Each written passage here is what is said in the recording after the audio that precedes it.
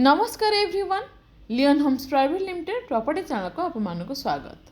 आज आम चलतु तमांडो काशीपुर मौजे गोटे schedule caste plot that to be low price plot. Second things हूँ चारिआडे घर द्वार अलरेडी हो सारी डेभलप एरिया आपको लोकेशन टी निहाती भल लगे।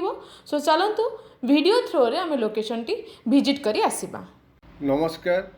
भुवनेश्वर खोर्धा गला बेले तमांडो डेफिनेटली आपन जानिथिबे से तमांडोर पुलिस स्टेशन ये एरिया रो गोटे भल लैंडमार्क। आमर राइट हैंड साइड रे रहिला तमांडो पुलिस स्टेशन एंड से तमांडो पुलिस स्टेशन क्रॉस करिकी आउ किछि बाट आगु गला परे लेफ्ट हैंड साइड रे गोटे ब्लैक टॉप रोड पड़िछि काशीपुर विलेज को। आमर डेस्टिनेटेड प्लॉट से काशीपुर रे दैट्स व्हाई आमे लेफ्ट को टर्न करिकी आसुचनी भितर को। आप देखु दी साइड रे जो बाउंड्री आमको दिशुची that is the property of MCL। That's why MCL रो बाउंड्री बोली आम कहते दी साइड रो रेड बाउंड्री। NH रु आमर डेस्टिनेटेड प्लॉट रो डिस्टेंस अराउंड 1.4 किलोमीटर।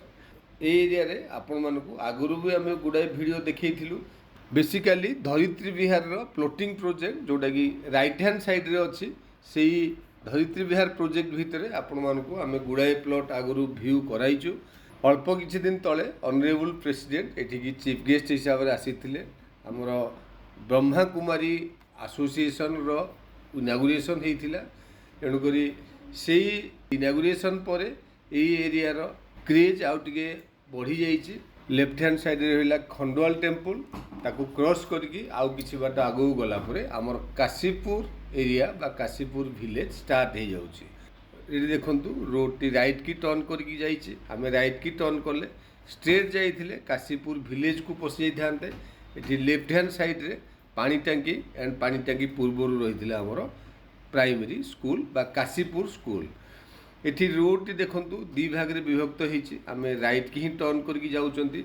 एठी गोटे बोर्ड आपण देखि पारुथिबे जोटा कि गोटे बिल्डर एठी गोटे बहुत बड़ अपार्टमेंट प्रोजेक्ट तैयारी करूचंती। NH रु नियर डिस्टेंस रे जेहेतु प्लॉट रो अवेलेबिलिटी कम दैट्स व्हाई जेतिकी भीतर को जिबा आमे सेतिकी डेवलपमेंट देखिबा को पाइबा। एठी देखंतु लेफ्ट हैंड साइड रे रहिला त्रिनाथ टेम्पल ता परे परे रहिला हमर मेलन पड़िया। एई मेलन पड़िया क्रॉस कला परे आपण मान देखिबे बहुत गुडे हाउसिंग डेवलपमेंट ऑलरेडी या भीतर हेई सारी एंड आउटसाइडर माने बहुत आगुरु एठी प्लॉट किनिकी बहुत गुडे कंस्ट्रक्शन वर्क ऑलरेडी सरी जाइछि।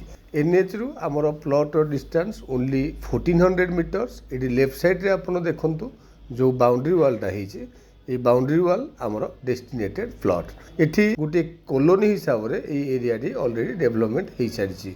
फ्रंट रे भी आपण माने गोटे छोट दुकान बा कमर्शियल एक्टिविटीज देखिया को पाइबे एंड प्लॉट टी आपण माने ले इमीडिएटली कंस्ट्रक्शन करी रही परिबे। Thank you. आपण मन तो संपूर्ण लोकेशन टी विजिट कले।